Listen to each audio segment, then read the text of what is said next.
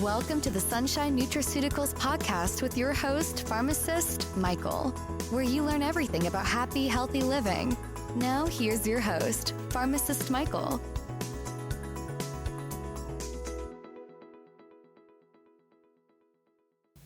Hello, everybody, and welcome to the Sunshine Nutraceuticals podcast. This is episode number 8. And today I'm going to talk a little bit about fibromyalgia. I'm going to talk mostly about prescription drugs in this podcast, but I will tell you that Sunshine Nutraceuticals does have a couple of products that can help you if you're suffering from fibromyalgia. One of them is the Cbd Gummies, and the other is the Ultra Joint Flex. So give those a try. And remember, you can find them at sunshineNTC.com. Use the code PODCAST, PODCAST, to get 10% off your entire order. And shipping in the United States is always free. So let's get on to fibromyalgia. Fibromyalgia is a disorder affecting about 2% of the world's population. It's characterized by musculoskeletal pain occurring throughout the body. Patients with this condition may also suffer from fatigue, mood problems, memory issues, headaches, anxiety, depression, and sleep disturbances. Fibromyalgia is a chronic disorder with subjective symptoms making diagnosis difficult. At present, fibromyalgia cannot be diagnosed based on objective data, which means that we don't have any lab values that can tell us whether you have fibromyalgia or not. It's all based on ruling out other disorders and your symptoms. This disorder has previously been thought of as a diagnosis to use when symptoms did not fit any other condition. Some physicians are still unsure whether this is an actual disorder. Patients may become depressed or frustrated due to the lack of compassion from various caregivers. Previously, many physicians believed patients were using fibromyalgia as an excuse to obtain pain medications. We are now finding that changing one's lifestyle may be more effective than drugs. And remember, with the oxycodone crisis, it's very difficult to obtain narcotics at this point. So this has made this problem even worse for some people. What do we think causes fibromyalgia?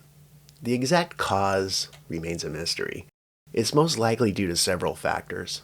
We believe some of them are genetics. Fibromyalgia is more prevalent in people who have genetic relatives with the disorder. This makes us think that it may be due at least partially to a genetic mutation. It may be caused by trauma, could be emotional or physical. We know that in some cases fibromyalgia occurs after the person sustains an injury or experiences emotional stress. Victims of child abuse have a higher incidence, as do those with post-traumatic stress disorder or PTSD. The brain may react differently to stress and pain in these individuals, which may explain this link. Could possibly be due to mood disorders. Individuals with any mood disorder, including anxiety and depression, are more likely to suffer from fibromyalgia. We know that women have a higher incidence, 3-to-1, over men. This may be due to a difference in how women react to pain or society's expectation of how women should respond to pain. A sedentary lifestyle could also be a cause. People who don't exercise are much more likely to suffer from fibromyalgia. Exercise is one of the main treatments. There is some thought that fibromyalgia may be the result of the body's overreacting to pain signals. This could be due to an imbalance of neurotransmitters in the brain. Even weak signals may be perceived as pain if this is true. The main obstacle in determining fibromyalgia's cause is the fact that most people with this disorder also suffer from other conditions. Many have rheumatoid or osteoarthritis, migraine headaches, various mood disorders, and other maladies that cause pain. It is challenging to separate fibromyalgia from these coexisting conditions. A large number of the studies conducted on this subject have a small sample size, or patients are lost to follow-up. More well-designed studies are needed to determine the causes of this debilitating condition. Now let's talk about some medications that can be used to treat fibromyalgia. One of my favorites, if you're going to use a prescription drug, is Cymbalta. And Cymbalta actually has some studies behind it. There was a meta-analysis done using data from the year 2000 until March of 2019 to determine the efficacy and proper dosage of Cymbalta. Cymbalta is duloxetine, and it's a serotonin norepinephrine reuptake inhibitor. There were 7 studies that were looked at involving 2,642 fibromyalgia patients. The results showed duloxetine was more efficacious than a placebo for pain control in these patients. The study actually showed that duloxetine provided 26% better pain relief than a placebo. There were more adverse effects suffered by the duloxetine group, and withdrawal effects were more significant in those receiving 120 milligrams per day. The study concluded duloxetine was a great choice for the relief of pain in fibromyalgia patients. A study published in June of 2019 compared duloxetine with pregabalin. Pregabalin is Lyrica, and all subjects were women with fibromyalgia between ages 18 and 65. They were each assigned either duloxetine 30 to 60 milligrams per day or pregabalin 75 to 100 milligrams daily for 4 weeks. The widespread pain index was used to measure pain severity. This scale quantifies body pain by asking patients if they have pain or tenderness in 19 body regions. The higher the score, the more widespread the pain. Duloxetine was significantly better in improving the WPI score, with the mean difference of minus 2.32 when compared with pregabalin. The prevalence of nausea and the dropout rate was significantly higher in the duloxetine group as compared to the pregabalin group. So what this is telling us is, yes, Cymbalta is a great drug, and possibly even better than pregabalin, but you got to be careful of the side effects. Another thing I can tell you is coming off duloxetine is difficult. There was another Cochrane analysis published in 2018. This was a comprehensive study focusing on the efficacy of SNRIs on numerous fibromyalgia symptoms. This study concluded that only a minority of patients might benefit from treatments with duloxetine and milnacipran. Most patients will not gain relief from fibromyalgia symptoms, or they will experience adverse effects leading to drug discontinuation. There is no evidence to support the use of SNRIs such as venlafaxine or desvenlafaxine in the treatment of fibromyalgia. So you see, we do have differing opinions on the SNRIs for the treatment of fibromyalgia, but I'm still going to put my money on Cymbalta because I think overall it is a great choice for pain. So let's move to Lyrica and Neurontin. There was another review published on the effects of anticonvulsants on fibromyalgia. Since the lead author received financial support from commercial sponsors, this review has been withdrawn. This study was, however, listed as a reference in the European League Against Rheumatism, or EULAR, revised recommendations for the management of fibromyalgia. Pregabalin is listed as a pharmacotherapy for severe pain and severe sleep problems. Neurontin or gabapentin is not recommended in the treatment of fibromyalgia, according to EULAR. How about amitriptyline? There is evidence that amitriptyline can help with sleep, fatigue, and pain in fibromyalgia, but only at low doses. 5 reviews involving 919 subjects found that those receiving amitriptyline were 60% more likely to achieve a 30% reduction in pain. A moderate improvement in sleep and a small effect on fatigue were also shown. Guaifenesin is an expectant used primarily to loosen mucus in the airways. This helps the patient cough up the mucus and remove it from the body, leading to more effective breathing. Guaifenesin is sold under the popular brand name Robitussin.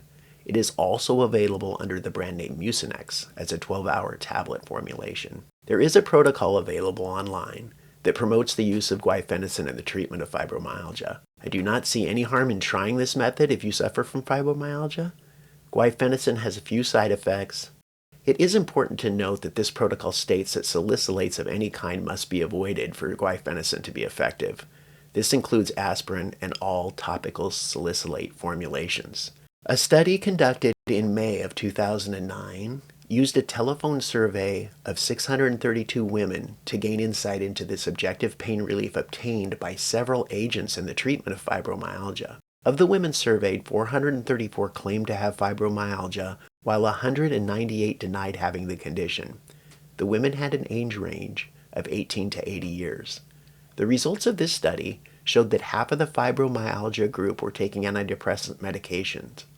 Tricyclic antidepressants had strong effectiveness, while serotonin reuptake inhibitors had only moderate effectiveness in treating fibromyalgia. Few were taking SNRIs at this time. Almost 30% of the fibromyalgia sample were taking nonsteroidal anti-inflammatory drugs, or NSAIDs. I included this study because even though it was conducted in 2009, it showed that the most effective medications to treat fibromyalgia, according to the subjective reports of the patients, were opiate narcotics and guaifenesin. The narcotics aren't surprising, but guaifenesin is. Now, I'm going to talk a little bit about kratom because I've been asked about this in the past. Kratom is a substance obtained from a tropical evergreen tree found in Southeast Asia. This substance has been used for centuries for improving stamina and increasing energy by workers in its native region.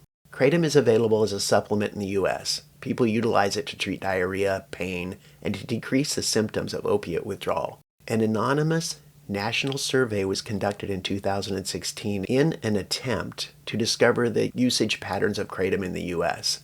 This survey included 8,049 kratom users. It is known that kratom is used as an alternative to opiates. Fibromyalgia had the lowest proportions of significant improvement responses in this survey. This can be expected as opiates are not recommended as a treatment for fibromyalgia. Cyclobenzaprine or Flexeril is a muscle relaxant used for various musculoskeletal disorders. A systemic review of 312 patients taking cyclobenzaprine for fibromyalgia found 85% suffered side effects, and only 71% of the subjects were able to complete the study. This review concluded sleep was slightly improved, but pain was not. Cyclobenzaprine can be used for severe sleep problems in fibromyalgia. Tracidone is an antidepressant mostly used for sleep currently. This medication was not mentioned in the EULAR revised recommendations for the management of fibromyalgia. If other sleep recommendations fail, I would not be opposed to trialing Tracidone. This drug is effective for sleep at low doses. Citalopram belongs to a class of drugs known as selective serotonin reuptake inhibitors, or SSRIs. 7 systemic reviews were conducted looking at this drug class for the treatment of fibromyalgia. These medications may have a small effect on pain and fatigue, but do not help with sleep. Since SNRIs discussed above are more useful for fibromyalgia, SSRIs are not recommended. The recommendations are that prompt diagnosis and patient education regarding the disorder are critical. The patient should be assessed for pain, level of function, and management should be geared towards improving the quality of life. Non-pharmacological treatment should be initiated first. These include physical therapy with an emphasis on individualized exercise. Other therapies such as acupuncture and hydrotherapy may also be tried at this stage. Psychological therapy should mainly consist of cognitive behavioral therapy. If depression and anxiety are severe, psychopharmacological treatment can be utilized. Recommendations for pharmacotherapy according to EULAR are as follows. Drugs that should not be used: strong opioids, sodium oxybate, corticosteroids, growth hormone. Drugs recommended for severe pain: Duloxetine, Pregabalin, and Tramadol. Drugs recommended for severe sleep problems: low-dose amitriptyline, cyclobenzaprine, and Pregabalin. I have attempted to review the most up-to-date medication treatments for fibromyalgia. I have included the recommendations from EULAR, as well as information on kratom, guaifenesin, and Tracidone. I do not recommend the use of kratom at this time. I believe guaifenesin may have a benefit, and it has very few side effects. Tracidone is a good drug for insomnia at low doses, so it may be tried if other treatments fail. After researching this subject, it seems that exercise, hypnosis, guided imagery, and other non-pharmacological treatments are the preferred treatment of fibromyalgia. More research will surely be done on this subject, and hopefully we will obtain better treatments in the future. Thank you for listening to the Sunshine Nutraceuticals podcast. Visit us today at www.sunshinentc.com. Have a happy, healthy life.